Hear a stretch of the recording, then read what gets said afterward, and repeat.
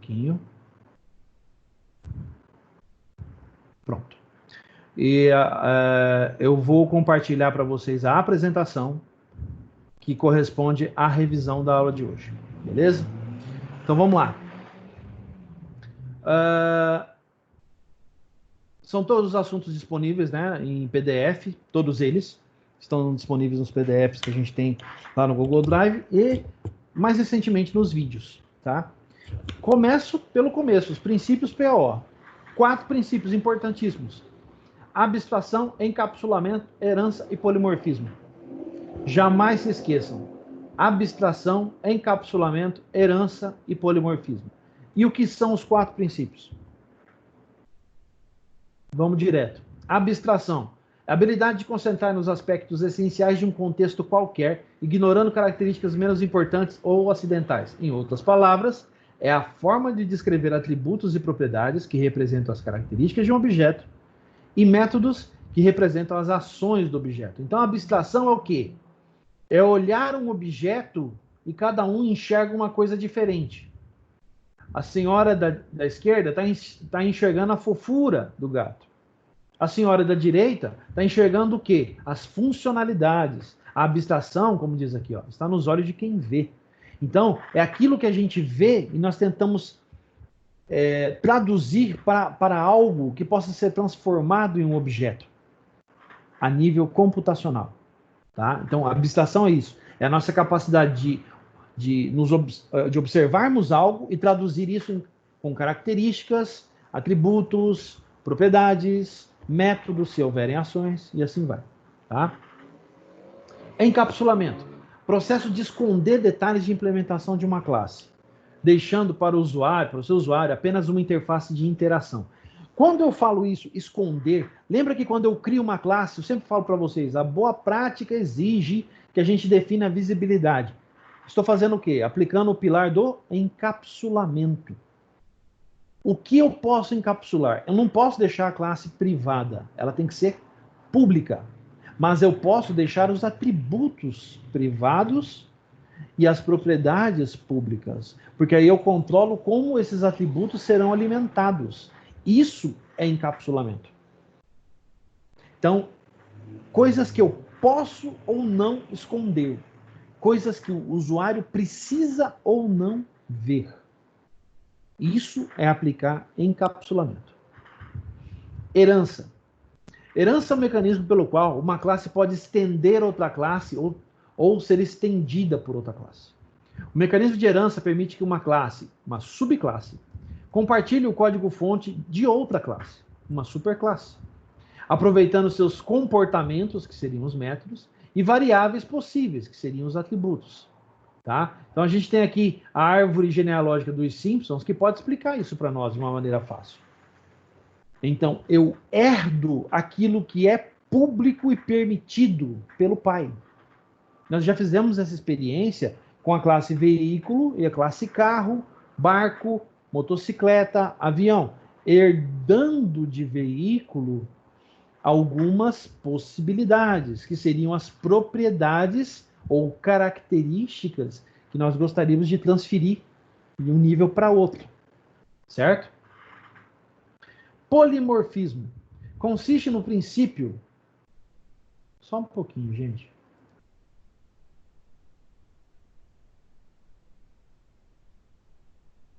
Ai, meu Deus. Tá, vamos lá. Consiste no princípio pelo qual duas ou mais classes derivadas de uma mesma superclasse podem invocar métodos que têm a mesma identificação, assinatura, mas comportamentos distintos, especializados para cada classe.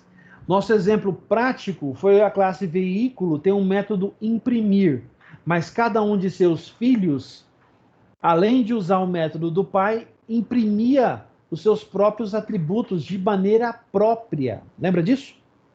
Cada filho tinha o seu método imprimir de um jeito diferente? Pois é. Então, como está a foto? Por exemplo, aqui na imagem ele fala, ele diz assim, agora fale. E cada um realmente fala, mas cada um fala de um jeito diferente. Então, lá no nosso exemplo, o que nós temos lá? Mais um colega chegando. O que nós temos lá? Nós temos a classe veículo, com a capacidade de impressão dela, certo? E os filhos, cada um com os seus métodos, com as suas possibilidades, né? Fazendo a impressão, além da maneira do pai, também a sua maneira. Então, eles imprimiam as funcionalidades do pai, os atributos ou propriedades do pai, e imprimiam os seus próprios. Muito bem. Isso é polimorfismo. O mesmo nome para ações diferentes. Andar, para mim, é caminhar. Um passo na frente do outro. Andar para um cachorro é diferente. Mas o verbo é o mesmo. A ação é igual. O resultado é que é diferente. Tá? Vamos em frente. Conceito de classe. Opa. Eita, pera um pouquinho. Tá bom. Conceito de classe. Classes são estruturas das linguagens de programação orientada a objeto, criadas para conter os dados que devem ser representados e as operações que devem ser efetuadas com esses dados para determinado modelo. No nosso exemplo, é a nossa forma de bolo. Uma classe pode ser comparada à forma de bolo. Todo bolo vai sair igual? Não. Mas ainda é um bolo. Não é? Então, a mesma forma pode fazer um bolo de chocolate, 1 hora, 2 horas depois, eu posso colocar ali um bolo de laranja, 2 horas depois, um bolo de, sei lá, maçã, 2 horas depois eu posso fazer um bolo gelado. Ah, professor, eles são diferentes. Sim, mas são todos bolos. Entendeu? Então a classe nada mais é do que a forma. O que vai sair da forma depende de você. Dos atributos, propriedades, métodos que você dotar cada um deles. De modo mais direto, uma classe é uma estrutura que abstrai um conjunto de objetos com características similares. O bolo define o comportamento de seus objetos através de métodos e os estados possíveis desses objetos através de atributos. Muito bem. Bolo de chocolate, bolo de laranja, bolo de mamão, bolo... Entendeu? Vamos em frente. Objeto. Quando fala de objeto, o que ele quer dizer? Objetos são instâncias de classe, seriam os vários bolos que foram produzidos, né? Que determinam qual informação um objeto contém e como ele pode manipulá-la. É uma entidade capaz de reter um estado, informação, e que oferece uma série de informações, que seriam os comportamentos, ou para examinar ou para afetar este estado. É através deles que praticamente todo o processamento ocorre em sistemas implementados com linguagem de programação orientada a objetos. Em outras palavras, quando ele fala de comportamento sendo uma série de informações, ele quer dizer o quê? No caso do nosso bolo. Sabor, peso, cor. Tudo isso interfere no estado final do objeto, não interfere? Por exemplo, o bolo de chocolate é marrom. Ah, mas eu gosto de colocar uma cobertura de coco branco por cima. Sem problema. Mas você está mudando alguma característica desse objeto. E essa é a diferença. É isso que o torna um objeto que provém de uma classe. A classe é bolo, mas aquele objeto ele é diferente do outro. Um bolo de chocolate é diferente de um bolo de laranja. No nosso exemplo prático, seria o carro, certo? Por exemplo, eu tenho um carro e cada carro é diferente um do outro. Mesmo carros da mesma marca, mesmo modelo, são diferentes entre si. Tem características que os diferem um do outro.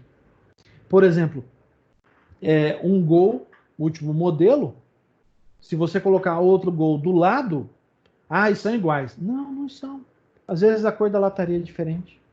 As rodas são diferentes, os aros são diferentes, o motor tem algum ajuste.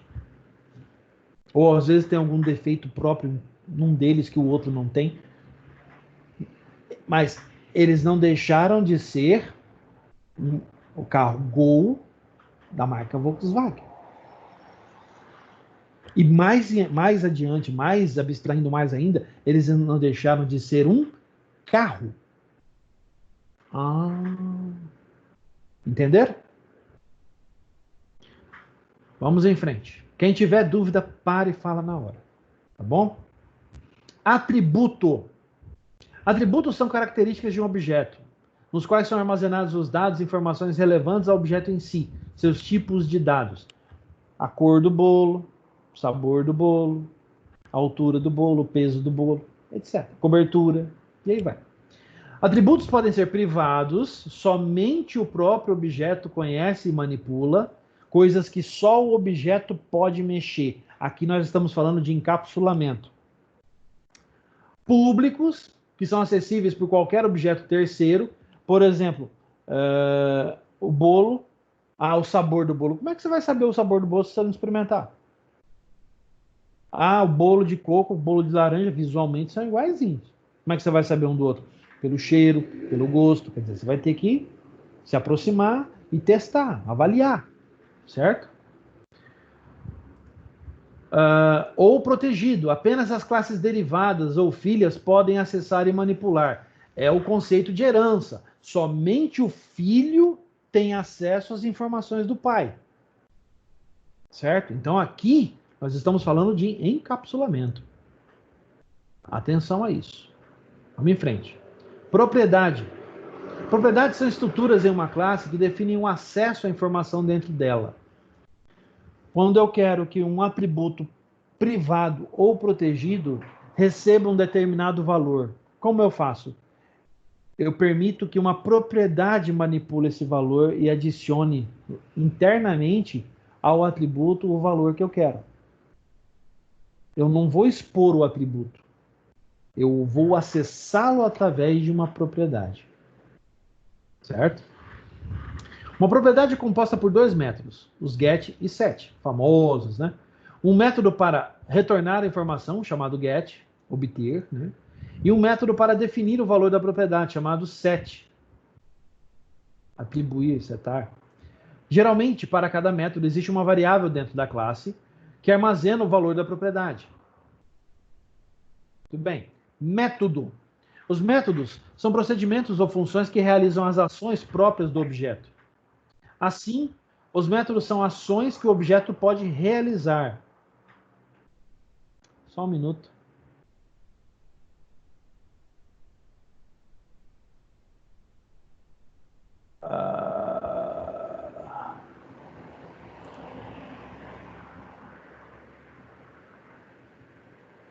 O Drake está com problema para acessar. Aí complicou. Ele não está conseguindo mais acessar. Tem que mandar ele acessar como convidado ou pela internet. Alguém orienta ele aí, por favor. Quem está usando pela internet, explica para ele como usa, por favor. Tudo que o objeto faz é através de seus métodos, pois é através deles que um objeto se manifesta. Através deles que o objeto interage com outros objetos. Então, o método nada mais é do que uma forma de permitir o acesso da informação, tá? Só um instante, gente. Beleza. Obrigado aí pelo suporte, gente. Vamos em frente. Método construtor. Aqui eu já estou falando, começando a falar de criação de objetos, né? De novos objetos. Os métodos são procedimentos ou funções que realizam as ações próprias do objeto. Assim, os métodos são as ações que o objeto pode realizar. Tudo que o objeto faz é através de seus métodos, pois é através deles que um objeto se manifesta, através deles que interage com outros objetos. Gente, agora que eu percebi que a definição está igual, não é nada disso. O método construtor é o método que permite que a classe seja... Ele é invocado quando a classe é inicializada, tá? E ele é o primeiro método a ser executado durante a criação do objeto. Então, vamos imaginar um objeto que eu quero que ele inicie já com um ID igual a um número específico. Então, o construtor ele vai ser responsável por adicionar esse valor para o atributo do objeto que está sendo criado. Então, o método construtor ele é invocado primeiro. Tá? Ele é o primeiro método a ser invocado durante a criação do objeto. Tá? A instância de objeto. Instância de objeto ou de uma classe é um objeto cujo comportamento e estado são definidos pela classe. Quer dizer, eu estou criando um objeto, um bolo, a partir da forma do bolo. Certo? Eu estou criando o bolo a partir da forma. Certo? As instâncias de uma classe compartilham o mesmo conjunto de atributos, embora sejam diferentes quanto ao conteúdo desses atributos. Aqui, ele está falando de cada um dos bolos que a gente tem. Atributos. Bolo de chocolate, bolo de laranja, bolo de limão, bolo, entenderam? Atributo seria o sabor. Muito bem. A instância é a concretização de uma classe. Fiz o bolo, está pronto. Em termos intuitivos, uma classe é como um molde, por isso que eu estou falando da forma do bolo, tá? Que gera instâncias de um certo tipo. Um objeto é algo que existe fisicamente, que foi moldado na classe. Forma, molde. Lembrem-se disso a todo momento. Quando se falar em classe, a primeira coisa que vem na cabeça é forma, molde. Ele serve para moldar o objeto. Tá? Vamos observar como definir uma classe, sua estrutura, tipos de dados, palavras reservadas, etc. Aqui ele vai falar especialmente dessa parte ligada ao encapsulamento, né? Então, a questão da visibilidade. A classe é pública ou privada? Os próprios nomes já se referem. Não preciso nem explicar. Tá? Algumas outras palavras reservadas. Aqui ele até especifica. Public, private, privado. Protect, protegido, já expliquei. Só esse internal é que é diferente, que é um tipo exclusivo do Java e do C#. Ele só pode ser utilizado dentro do próprio pacote. O que isso quer dizer, professor? Quer dizer que se você tem um programa com vários pacotes, este pacote só pode ser utilizado por dentro, aquele programa, aquele código, só pode ser utilizado dentro daquele pacote específico. Tá? Isso vai ficar mais claro quando a gente entrar na próxima unidade, a gente começar a trabalhar com programação utilizando pacotes mesmo, tá? Que aí é o mesmo conceito do Java, o mesmo conceito do C#. Por enquanto, apenas tenho em mente o seguinte, que uma vez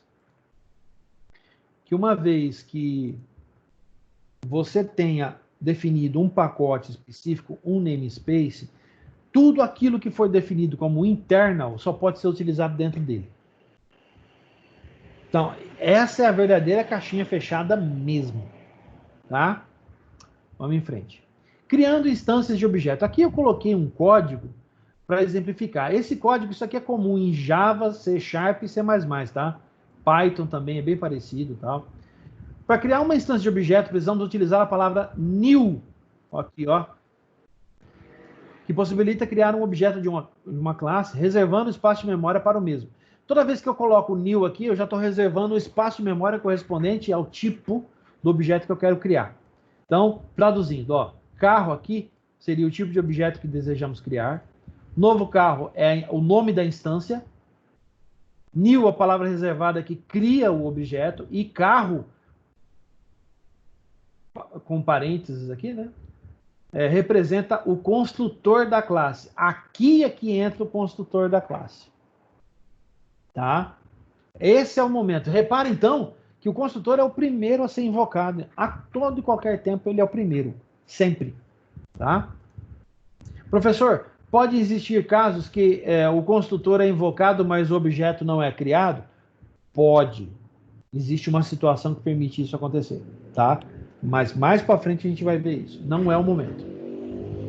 Criando instâncias. Aqui eu estou mostrando para vocês duas formas de construção, de criação de propriedades, tá? Observa só, do lado esquerdo a gente já tem acesso direto, que eu tenho public string marca, Aí eu tenho get e set. Esse é o modelo que nós utilizamos, inclusive, no nosso código lá no Visual Studio ou no Visual Code, tá?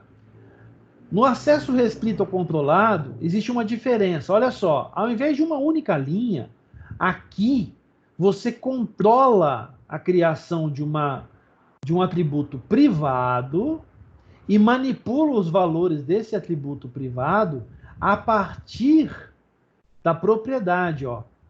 Marca minúsculo é manipulado aqui dentro, ó. Ele recebe um valor através do get, ou ele seta o valor dessa propriedade através do get. Então, repare então que esse, apesar de ser um modelo um pouco mais complexo, um pouco maior, ele tem a sua funcionalidade também, tem esse objetivo, que é controlar o acesso à informação. Quem tem acesso a essa informação? Se você, aí tem uma particularidade, tá? Se você tira o set daqui, isso se torna uma propriedade somente leitura. Então quer dizer que eu tirei o set, fica só com get, esse cara é somente leitura, eu só posso ler? Sim, você só pode ler. Então, alguém tem que ser responsável por alimentar esse atributo aqui. Entenderam? Vamos em frente.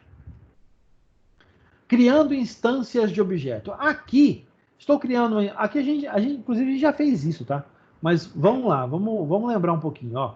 Aqui eu estou criando uma instância da classe carro, ó, public class carro, que tem como atributos ou propriedades, no nosso caso, ó, código, marca, modelo, cor, combustível. Esses são propriedades da classe carro. E aqui embaixo é definido um construtor vazio que não executa nenhuma tarefa. Isso é uma classe, é a nossa forma. Aqui embaixo, ó, eu estou criando uma instância da classe carro, atribuindo valores para ela. Repara só, carro, está sendo criado uma instância chamada novo carro. E aqui em seguida, eu vou colocando código, combustível, cor, marca e modelo. Certo? Muito bem, vamos em frente.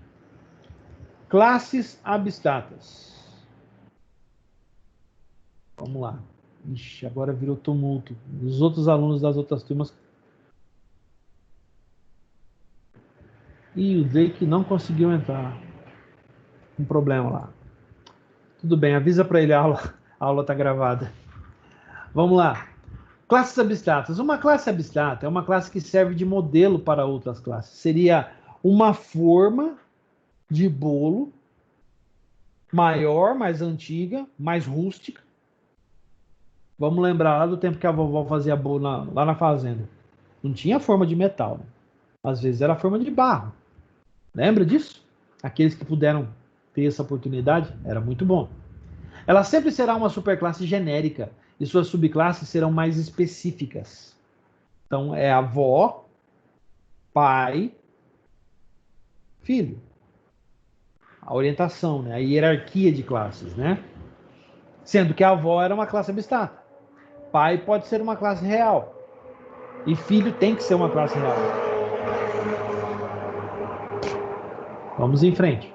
Além disso, ela não pode ser instanciada e não pode conter, e pode conter ou não, métodos abstratos, podendo ser implementados nas classes descendentes. Lembra da classe veículo? Eu tinha propriedades que existiam e eram alimentadas, lembra? Só que esses valores só eram alimentados por quem? Quando eu criava instâncias de carro, motocicleta, avião. Por quê? Eles eram filhos da classe veículo. Eu não podia criar uma instância de veículo, porque classes abstratas não podem ser instanciadas.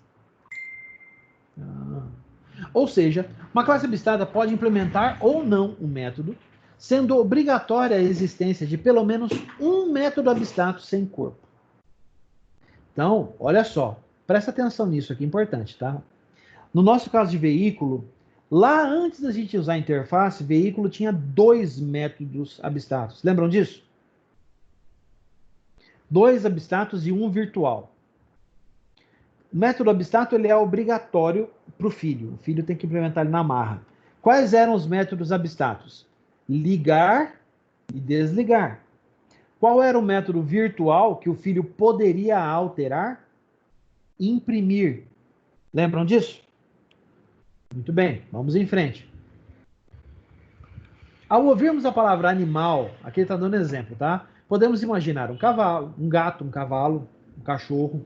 Ou seja, uma palavra genérica pode nos levar a imaginar coisas mais específicas. Muito bem. É igual veículo e carro, né? Vamos em frente. Uma classe abstrata é uma classe que não pode ser instanciada, já falamos sobre isso. Uma classe abstrata pode ser herdada e geralmente serve como uma classe base para outras classes.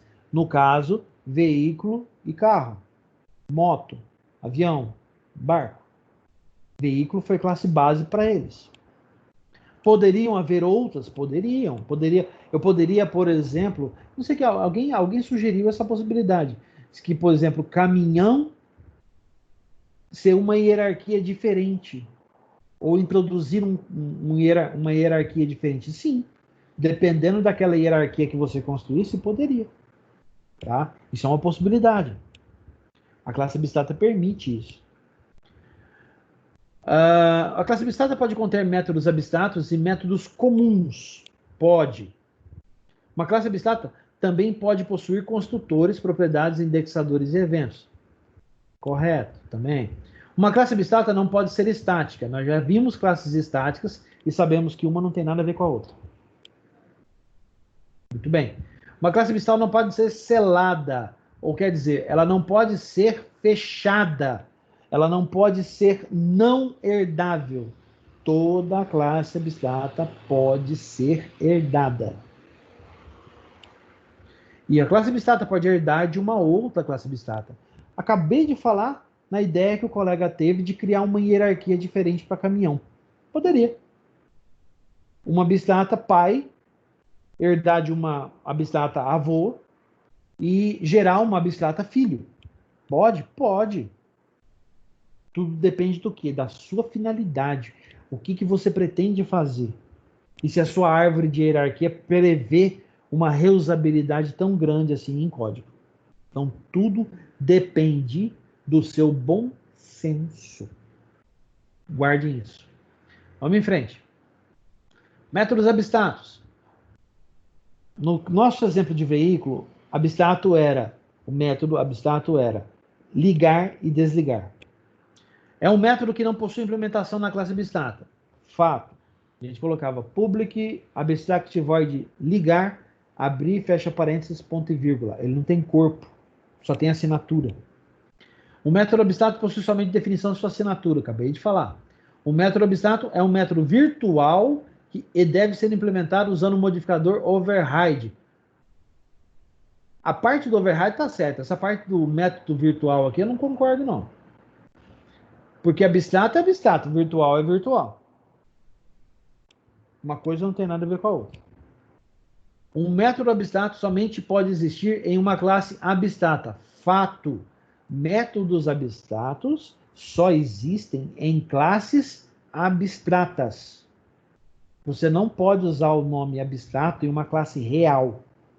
Não pode.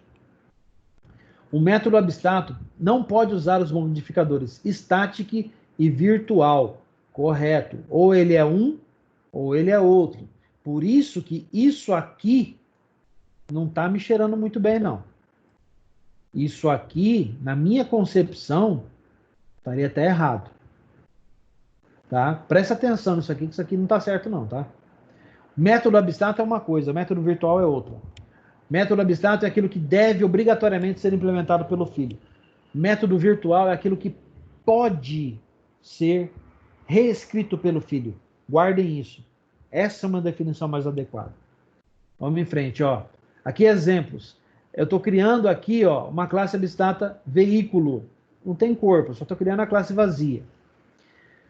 Aqui eu estou adicionando propriedades reais e métodos abstratos, ó. Lá em veículo eu adicionei o ID, getSet, e coloquei public abstract void desligar e ligar ponto e vírgula. Então, eles só têm a assinatura, eles não têm o corpo, diferente do imprimir. Lembra que o imprimir fazia coisas? Ligar e desligar não fazem, porque são abstratos, não tem corpo. Método abstrato não tem corpo. Gravem isso. Interfaces. Aqui a gente descobriu como resolver alguns problemas de propriedades que não faz sentido em determinado objeto. Lembra disso? A interface é bastante semelhante com o conceito de classes abstratas. Todavia, sua principal diferença é o fato de todos os seus métodos serem abstratos. Isso é fato, tá? Todo método definido em uma interface é abstrato. Obrigatoriamente deve ser implementado no filho. Ponto. Na classe abstrata, poderia haver métodos não abstratos. Ou seja, métodos definidos, com seus devidos códigos implementados. Sim, métodos reais. Enquanto que em uma interface isso não é possível. Você não pode fazer isso em uma interface. A interface é somente a assinatura básica do método. Tira o public, tira o abstract e deixa o resto. Void ligar, void desligar. Além disso, uma interface não pode ser instanciada em momento algum. Não pode. Tá? Vamos em frente. A interface de um objeto consiste de um conjunto de métodos que um objeto deve suportar obrigatoriamente. Se o objeto implementa essa interface, obrigatoriamente o conjunto de métodos que existe na interface tem que existir no objeto. Entendam isso. Por isso que nós dizemos que uma interface é um contrato. Você deve cumprir o contrato. Gravem isso, tá? Uma interface pode ser compreendida, acabei de falar, sobre contrato. Apesar de ter implementação obrigatória, se a classe em questão for uma classe abstrata, lembra de veículo? Em dado momento eu coloquei lá uma interface e veículo dentro da classe abstrata veículo. Lembra disso? Olha o nosso código que vocês vão lembrar. A implementação do contrato pode ser delegada às classes filhas. Opa, então quer dizer que a classe abstrata não tem obrigação de implementar a interface obrigatoriamente? Não. Existe um atalho para isso. Eu mostrei para vocês esse atalho. Vamos ver se vocês lembram. Ainda sobre classes abstratas, um método oriundo de interface pode ser implementado e declarado como virtual. Lembra do imprimir? Permitindo à classe complementar e até mesmo alterar seu comportamento. O imprimir no pai era de um jeito, o imprimir nos filhos era de outro. Só que o método imprimir vinha de quem?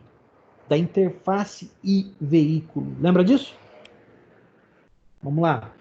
Interfaces podem ser herdadas em esquema hierárquico, pai, filho, neto, etc. Assim como as classes abstratas. A hierarquia de uma serve para outra. Exemplos. Aqui eu estou criando uma classe, uma interface do tipo iVeículo, cujo método obrigatório é imprimir. Lembra disso? Nós fizemos isso. Na hora de implementar essa interface, eu coloco os dois pontos, assim como na herança, só que, diferentemente dela, eu coloco a interface e, obrigatoriamente, eu tenho que ter um método lá testar. Aqui, no caso, testar, eu estou dizendo que iVeículo poderia ter um método void testar. E, obrigatoriamente, esse método deveria existir aqui. Certo? Muito bem. Vamos em frente. Classes estáticas foi a nossa última matéria, mais recente. Uma classe estática é, basicamente, igual a uma classe não estática. Então, uma classe estática é igual à classe real. Qual é a diferença? A classe estática, primeiro, não pode ser instanciada. Muito bem. Não tem como criar uma classe, uma instância de uma classe estática.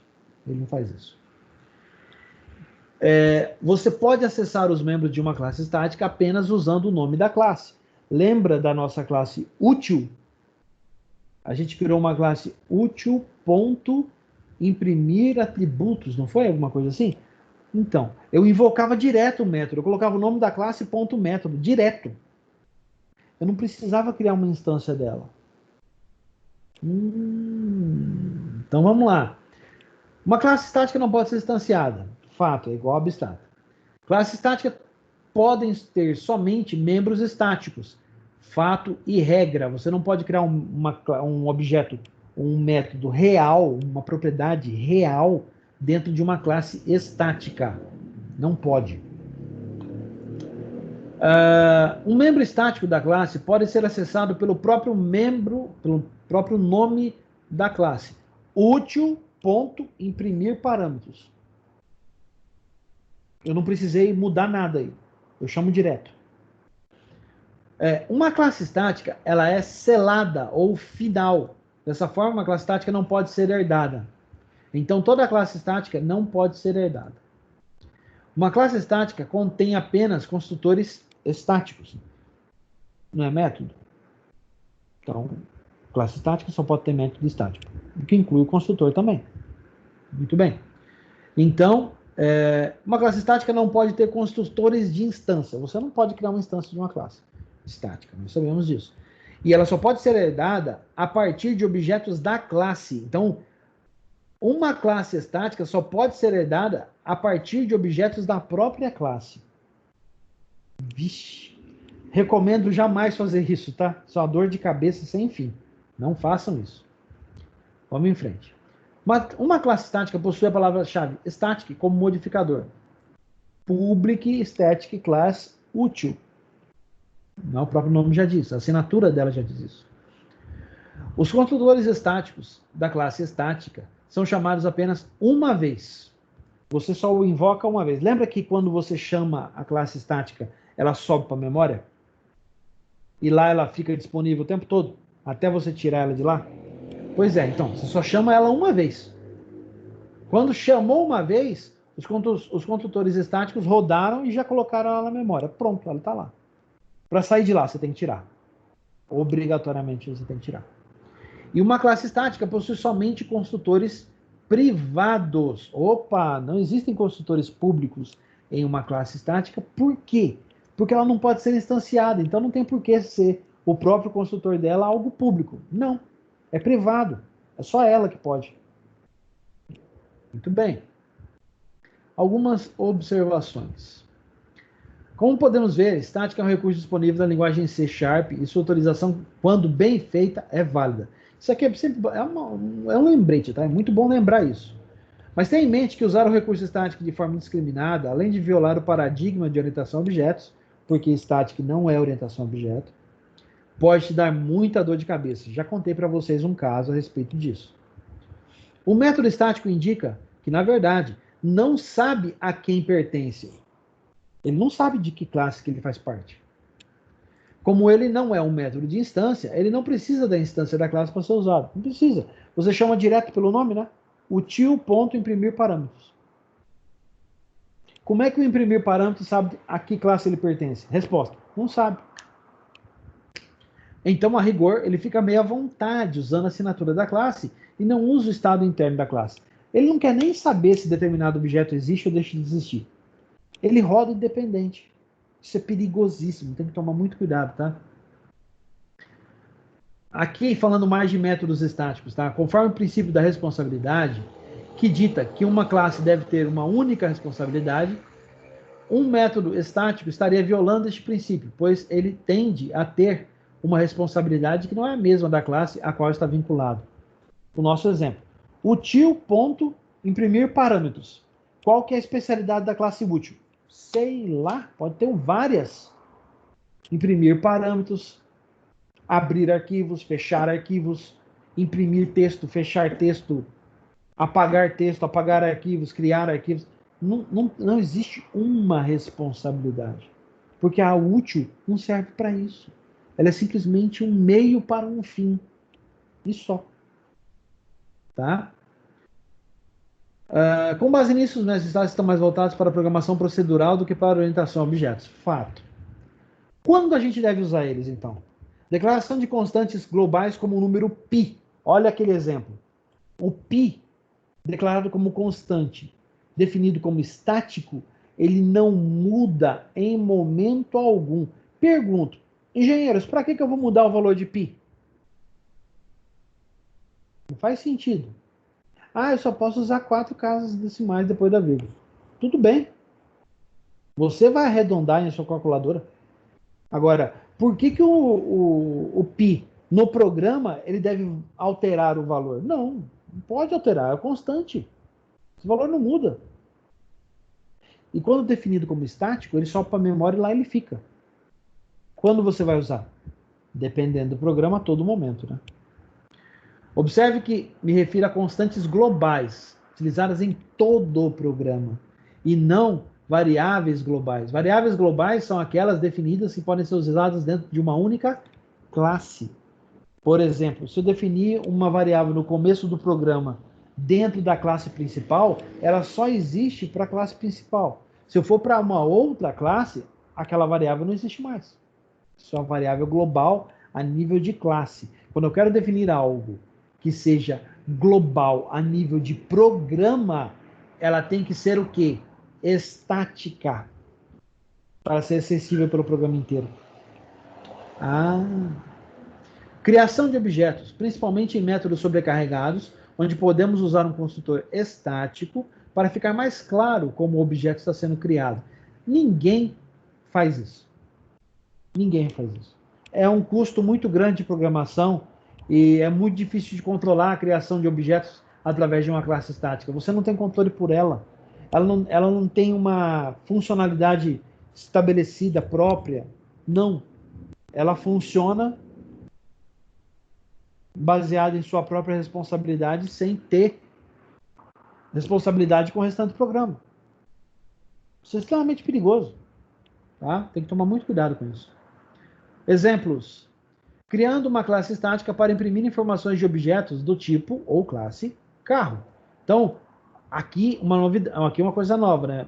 Tipo ou classe. Carro é um tipo e é uma classe. Os dois nomes estão corretos, tá? Public Static Class útil, olha lá, ó. Public Static Void impressão de carros, recebendo carro como parâmetro, ó o objeto carro aqui, ele é um parâmetro. E aqui dentro, o que eu faço? Eu abro esse objeto e chamo o método ligar, o método imprimir e o método desligar. Propriedades do carro tal. Eu abro o objeto e pego o ID do carro. Então, repara, isso aqui é uma ação de responsabilidade do próprio método. A classe não tem nada a ver com isso. Então poderia ter outros utilitários dentro dela que não tivessem nada a ver com isso. Exatamente. Vamos em frente, ó. Como que eu uso isso, tá? Eu criei a classe e agora eu estou usando, ó. Eu crio uma instância de carro chamada novo carro e atribuo propriedades para ele. Aí eu crio uma outra instância chamada outro carro e atribuo outras propriedades para ele. Aqui embaixo eu começo o processo de impressão. Eu chamo util.imprimir impressão de carros, né? Util.impressão de carros, passando a instância de novo carro que eu já preenchi. E na linha de baixo, passando a instância de outro carro, que eu também já preenchi. O que ele vai fazer aqui? Imprimir essas informações aqui. Ó. E aqui ele está chamando o imprimir desse cara aqui, ó. Desse sujeito aqui. O que ele vai imprimir aqui? ID, quantidade de portas, etc, etc. Tudo aquilo que foi definido dentro de cá. Tá? Muito bem. Então, assim, a gente encerra a revisão para a prova. O que vai cair na prova? O que tem nesse PowerPoint aqui. Posso estudar por outras fontes? Pode, deve. Depois, se vocês quiserem, e aí eu quero que vocês coloquem lá no WhatsApp se vocês querem ou não, eu divulgo uma lista de fontes da onde vocês podem tirar informações que complementam esse PowerPoint aqui. Outros exemplos, outras definições, tal, mas a prova vai sair daqui, tá? Disso aqui tudo.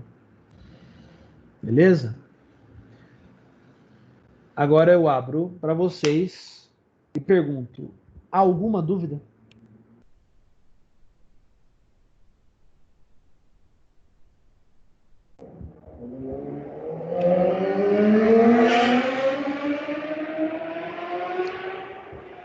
Eu tenho. Por que essa gurizada compra essas motos tão barulhentas, hein? Isso aí não é poluição sonora, não?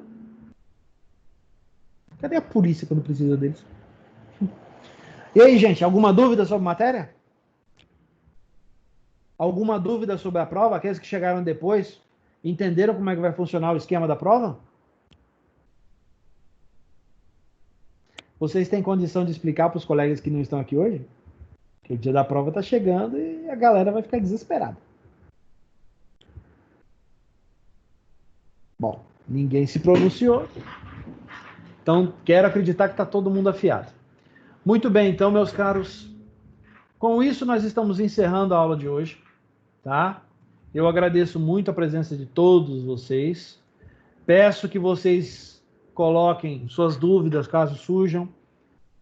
Se vocês querem que eu complemente a lista com mais fontes de onde vocês possam tirar essas informações, falem lá no WhatsApp, tá? Coloca, eu quero mais fontes, eu também quero mais fontes, tal.